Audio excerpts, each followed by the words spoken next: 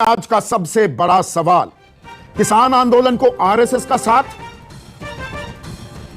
और किसानी की लड़ाई लाभकारी मूल्य पर आई। और लाभकारी मूल्य एमएसपी नहीं है। लाभकारी मूल्य मतलब लाभ भी मिले और उत्पादन की लागत भी कवर हो जाए किसान की।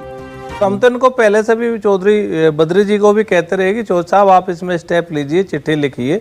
और अब इतने लंबे समय बाद निर्णय लिया है, लेकिन बहुत बहुत स्वागत योग्य निर्णय है। देर आए दुरुस्त आए, ठीक है। जो एक किसान की मुख्य लड़ाई है एमएसपी, चलो ठीक है, उनका बिल पे विचार कुछ और हो सकते हैं, लेकिन जो एमएसपी और एमएसपी पे भी जो लाभकारी मूल्य की बात कही है, जो किसान मांगता है, जो प्रधानमंत्री जी भी कहते हैं कि आमदनी दोगुनी कर देंगे, लेकिन फार्मूला उसका बता नहीं। आमदनी दोगुनी करने के दो तरीके हैं, या तो आपको लाभकारी मूल्य मिले, यानी कि जो आज मिल रहा है उसका डबल मिले, या आपकी प्रोडक्शन डबल हो। 2022 भी आ गया, लेकिन जो भारतीय किसान संघ ने निर्णय किया है वो किसानों के लिए उनका बहुत अच्छा निर्णय है, इनका स्वागत है। और हमारा एक नेशनल कन्वेंशन है, हम उसमें भी राय करेंगे।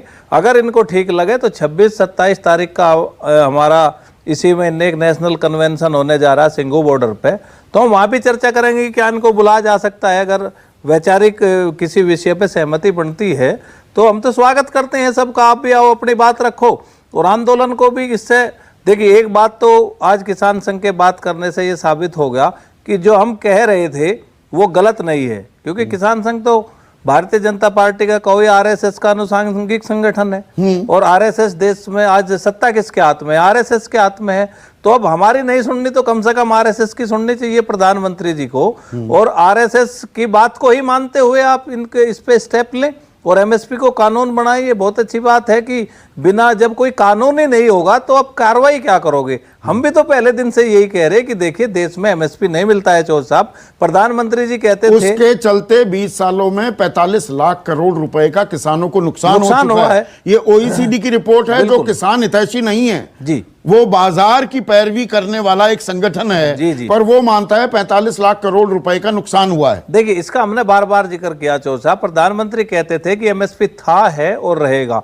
हम ये कह रहे कि ये बात हम नहीं मानते कि नहीं था और नहीं है और नहीं रहेगा, लेकिन मिलता कितने को है चौधरी साहब? 9% लोगों को एमएसपी मिलता है। तो ये सबसे बड़ी बेईमानी ये है कि जो सरकार घोषित करती है वो भी नहीं मिलता। तो इस ऐसे एमएसपी का कोई अस्तित्व नहीं है, कोई वजूद नहीं है। आप प्रधानमंत्री जी अपनी किसान सम्मान निधि वापस ले लो, लेकिन किसानों को लाभकारी मूल्य दे दो। हमें कोई सहायता सपोर्ट की आवश्यकता नहीं है। फिर जफर इस्लाम, किसानी की लड़ाई अब लाभकारी मूल्य पर आ गई है, और अभी तक तो किसान संगठन इनको लानत मलानत आप करते थे। आरएसएस से जुड़ा भारतीय किसान संघ ये मांग उठा रहा है, वरना 8 तारीख को डेडलाइन है 31 अगस्त की। सरकार को या तो पुख्ता भरोसा देना होगा, वरना इनके 30 लाख किसान अब आंदोलन करेंगे 525 से ज्यादा जिलों में।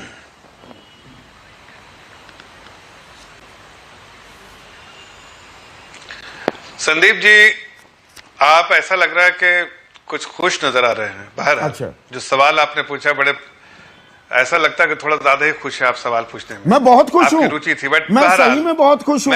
लाभकारी मूल्य की बात हो रही है। प्रधानमंत्री भी मेरे ख्याल से बहुत खुश थे लाल किले की प्राचीर से, जब उन्होंने कहा छोटा किसान बने देश की शान। सुन लीजिए, नहीं उनके चेहरे पे मैंने भी उस वक्त मुस्कान देखी थी। किसानों के हितैषी ना बने, हमें समझ में आता है। अच्छा, किसानों का हितैषी ना बने, किसानों के हितैषी। अच्छा, किसानों का हितैषी ना बनूंगा। किसान भाई बहन जो बैठे उन्हें भी अच्छा नहीं लगेगा। नहीं, आप है भी नहीं। कैसे सामने आ रही है? संदीप चौधरी जी, मैं सिरे से खारिज करता हूं। मेरी आस्था थोड़ी बहुत थी जब हमारी केंद्र में सरकार थी किसान संघ से। 7 साल से 100% फर्जीवाड़ा और कोई दम नहीं। बस सत्ता के लिए ये इमेज बिल्डिंग का काम कर रहे हैं, उनको कवर अप करने की एक्सरसाइज करते हैं, उसके अलावा कुछ भी नहीं करते हैं। ये उत्तर प्रदेश से आंदोलन चालू कर रहे हैं। चलिए, चुनौती देता हूं मैं। आपने एक सिंगल प्रेस नोट सिर्फ जारी किया कि जो 15 मई को प्रधानमंत्री ने निर्णय लिया दाल के इंपोर्ट पर खुली छूट का, एक किसी टेलीविजन की डिबेट में ये सरकार का खिलाफत नहीं करते, कहीं नहीं बोलते। जब इनको पता है, खुद जो एग्रीकल्चर मिनिस्ट्री ने डेटा जारी किया है कि इस बार खरीफ सीजन में 9.31 मिलियन टन दाल का प्रोडक्शन हो रहा है, जो पिछले समय से जो 7.21 मिलियन टन था उससे ज्यादा है। और कुल जो फर्स्ट एडवांस एस्टिमेट आया उसमें 23.15 मिलियन टन। ये क्यों नहीं बोलते साहब उसके खिलाफ? बताइए आप मुझे ये बात बताइए, एक बार बता दीजिए। इन्होंने तो मुकदमा ही हमारी सरकार के खिलाफ लगाया था, जिस एफिडेविट की बात कर रहे हैं जिसमें मोदी जी ने कह दिया कि मार्केट डिस्टॉर्ट हो जाएगा, लागत का 50% ऊपर दे दिया। ये किसान संघ ने कांग्रेस की सरकार के खिलाफ मुकदमा लगाया था। उसी एफिडेविट में मोदी जी ने कहा कि सिर्फ 26 मांगे रह गई है, बाकी 175 कांग्रेस ने पूरी कर दी। मैं पूछता हूं, उत्तर प्रदेश से चालू कर रहे हैं ना, त्यागी जी को थोड़ा सा और ठीक कर देता हूं। अभी जो राज्य परामर्श दात्री मूल्य निर्धारण समिति है, चीफ सेक्रेटरी ने उत्तर प्रदेश के वेब कॉन्फ्रेंस से बात की है, उसमें उस समिति ने खुद की सरकार की यह कह दिया है कि 352 रुपए लागत आ रही है, और योगी जी ने 2017-18 में सिर्फ 10 रुपए शर्मनाक तरीके से गन्ने पे 10 रुपए बढ़ाए, सिर्फ 310, 315, 325 तीन क्वालिटी के गन्ने के देते हो, जब खुद सरकार की समिति कह रही है कि साहब 352 रुपए आ रही लागत। क्या आरएसएस ने कुछ एक भी शब्द बोला? नहीं, पर इसमें एक सेकंड के लिए, अबे दुबे, एक सेकंड के लिए जो आपने बात कही, देखिए जो लाभकारी मूल्य के लिए कानून बने, क्या इस बात का स्वागत नहीं करना चाहिए जो बात आरएसएस कह रहा है या भारतीय किसान संघ? ये मैं क्यों कह रहा हूं, क्योंकि गन्ने का वो तो स्टेट एडवाइस प्राइस है, 1968 का शुगर केन एक्ट है, कानून है कि आप गन्ने की पर्ची आई, आपने मिल में गन्ना उतारा, 14 दिन में भुगतान करना है, वरना 15% ब्याज देना होगा। आज भी 20,000 करोड़ रुपए का बकाया है, कानून है। आज तक कोई शुगर केन मिल ओनर जेल में भेजा गया है कभी आजाद भारत के इतिहास में? 68 के बाद से कानून होते हुए उसकी धज्जियां उड़ रही हैं। नहीं, अच्छा हुआ आपने ये बात साफ कर दी। हर डिबेट में ये भारतीय जनता पार्टी के लोग ओन करते हैं कि हमने सरकार में आने के बाद 1 लाख करोड़ रुपए गन्ने का चुका दिया। अरे तुमने नहीं चुकाया, प्रोक्योरमेंट करते ही नहीं गन्ने का। दूसरी बड़ी बात जो आज स्वयंसेवक संघ के संगठन ने कहा है, मैं चुनौती देता हूं, इन्होंने कहा एसेंशियल कमोडिटी एक्ट का ये प्रोविजन खत्म कर दो। आपने बिल्कुल सही कहा कि एसेंशियल कमोडिटी एक्ट में एक ही तो संशोधन किया था इन्होंने, और उसको ये हटाने की बात कर रहे हैं, मतलब एक एक्ट तो खत्म। अगर ये एक्ट खत्म कर देते हो तो ये पूरा का पूरा कानून पहले से लागू है अच्छे तरीके से राज्यों में। ये खुद मोदी जी बोल चुके हैं लोकसभा में जवाब देकर। क्या इंटर स्टेट ट्रेडिंग नहीं हो रही थी? बताइए। क्या एस्टेब्लिशमेंट ऑफ प्राइवेट मार्केट नहीं था? मेरे पास लिस्ट पड़ी राज्यों की, मोदी जी ने सिलसिलेवार वो 7 और 6 प्रोविजन, तो ये तीनों कानून अप्रासंगिक। तो मोदी सरकार को चुनौती दे रहा है ना भारतीय किसान संघ, लाभकारी मूल्य नहीं मिलना चाहिए किसान को। देखिए संदीप, या ये डाइवर्जनरी टैक्टिक है, आप ये कह रहे हैं? बिल्कुल, ये उत्तर प्रदेश का चुनाव आ गए, ये क्या इनकी स्ट्रेटेजी क्या रहती? इनको लगता है अब ये अप्रासंगिक हो गए, मोदी जी ने समाप्ति कर दिया इनके अस्तित्व को। तो ये चाहते हैं कि किसी भी तरीके से चुनाव में बीजेपी को नुकसान ना हो, तो किसान को यह दर्शाया जाए कि नहीं साहब आरएसएस तो आपके साथ खड़ा है, आपका हित नहीं होने देगा। मैं चुनौती देता हूं एक बात, अरे इतने दिनों से जमीन के अधिग्रहण के खिलाफ अध्यादेश लेकर आए, एक शब्द इन्होंने नहीं बोला। अभी प्रधानमंत्री फसल बीमा गुजरात में ही बंद कर दिया, आपने दिखाया 26,000 करोड़ रुपए का मुनाफा उसमें हुआ, लागत 20,000 रुपए प्रति हेक्टेयर बढ़ा दिया। आपने सुना एक बार भी किसान संघ के मुंह से कि मोदी जी किसानों को डुबा दिया? आपने आखिरी बात कहकर खत्म करता हूं, यही सीएसीपी ने अभी जो खरीफ की रिपोर्ट है उसको पढ़िएगा, उसमें कहा है कि जो लागत निकालने का फॉर्मूला है वो इसलिए बिल्कुल असफल है कि बहुत 40 सेकंड है मेरे पास। तो अभी तो इनको बड़ी संज्ञाओं से नवाजा गया, जो दर्द छलक रहा था धर्मेंद्र मलिक का। भारतीय किसान संघ भी क्या देशद्रोही है, आतंकवादी है, खालिस्तानी है, पाकिस्तान परस्त है, वही मांगे उठा रहा है?